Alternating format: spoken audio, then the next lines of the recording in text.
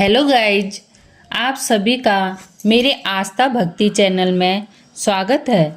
आज हम शमी पेड़ और मंदार के विषय में जानेंगे कि ये दोनों पौधे भगवान शनिदेव, भोलेनाथ, भगवान विष्णु और गणेश जी को क्यों प्रिय हैं। एक प्राचीन कथा के अनुसार शमी और मंदार पति पत्नी के रूप में जाने जाते हैं। शमी ऋषि औरव की पुत्री थी और मंदार ऋषि धौम्य के पुत्र थे। शमी अत्यंत सुंदर और सुशील गुणवान कन्या थी और मंदार बहुत सुंदर, तेजस्वी, पराक्रमी, बुद्धिमान और वेदों के ज्ञाता थे। दोनों ऋषि कुमार और ऋषि कन्या अपने अपने आश्रम में युवा हुए। समय आने पर शमी और मंदार का विवाह हुआ। विवाह के बाद पति पत्नी एक दूसरे से प्रेम करते हुए प्रसन्न रहकर संतुष्ट जीवन बिता रहे थे। यात्रा में उनकी भेंट भुसंडी ऋषि से हुई थी।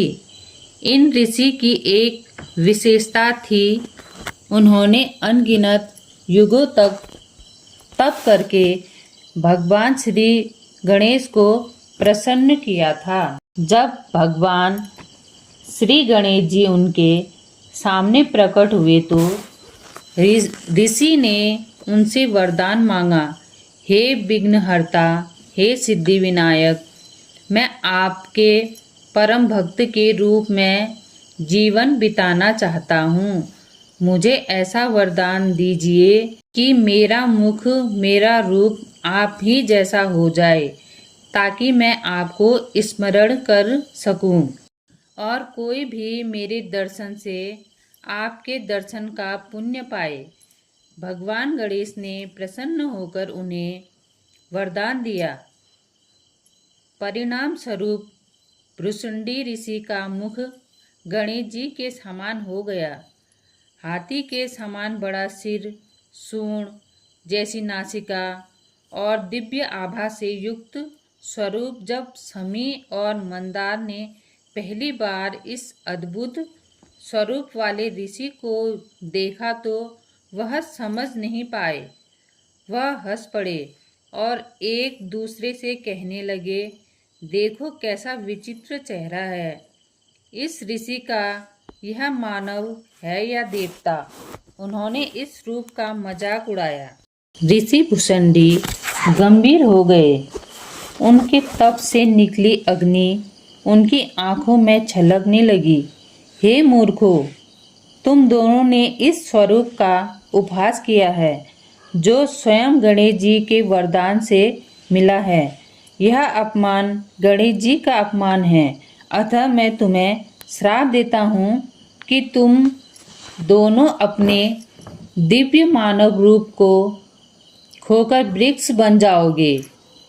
तुम सदा स्थिर खड़े रहोगे, लोगों को छाया दोगे और चल फिर नहीं सकोगे। श्राप मिलते ही शमी और मंदार का शरीर कठोर होने लगा। उन दोनों के हाथ पांव शाखाओं में बदल गए और क्रमशः शमी वृक्ष और मंदार वृक्ष में बदल गए। शमी वृक्ष में कांटे उत्पन्न हुए ताकि कोई भी उस पर आसानी से ना चढ़ सके। मंदार वृक्ष की पत्तियां कठोर हो गई ताकि कोई पशु पक्षी उन्हें ना खा सके। शमी और मंदार विलाप करने लगे, हे ऋषिवर, हमने अज्ञानवश हंसी की थी। हम सिर झुकाकर आपके चरणों में शरणागत रहेंगे। उनकी पीड़ा देखकर भुसंडी ऋषि को भी दया आई।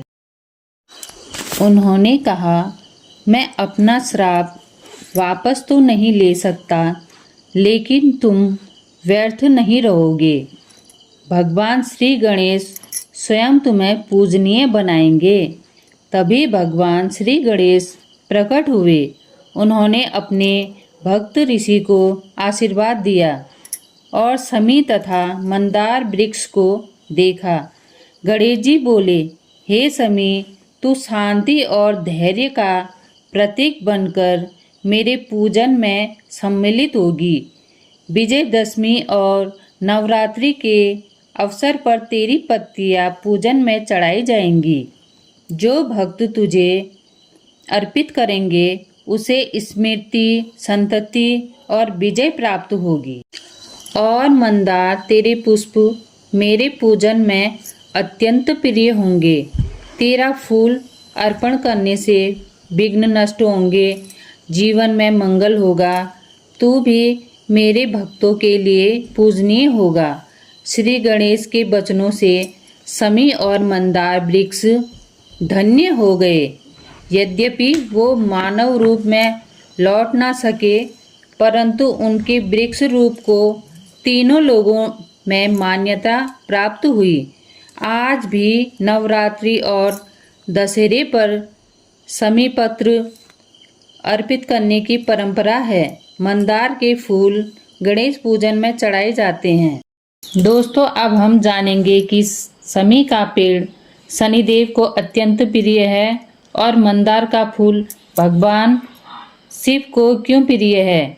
शमी का वृक्ष शनिदेव को इसलिए प्रिय है, यह शनिदेव के स्वरूप के समान गुण दिखाता है, जैसे कठोरता, दृढ़ता और विजय। इसके अतिरिक्त शमी की पूजा एक अचूक उपाय मानी जाती है और ये घर की नकारात्मकता शक्तियों को दूर करके सकारात्मकता प्राप्त करता है। शमी के पौधे का स्वभाव कठोर और तीखा होता है, लेकिन ये संपन्नता और विजय प्रदान करता है। ये सभी गुण शनिदेव के स्वरूप में भी पाए जाते हैं, इसलिए शमी को शनिदेव का पौधा भी माना जाता है। ऐसा माना जाता है कि शमी के वृक्ष में शनिदेव का वास होता है, जिससे इसकी पूजा करने से शनिदेव की कृपा प्राप्त होती है। शमी की पत्तियों और कांटों का प्रयोग तंत्र, मंत्र, बाधा और नकारात्मक शक्तियों के नाश के लिए किया जाता है, जो शनिदेव के न्याय और निष्पक्षता के स्वभाव से मेल खाता है। शमी की पूजा करने से शनि की टेढ़ी दृष्टि, सकारात्मकता, ऊर्जा का संचार, दोषों से मुक्ति मिलती है।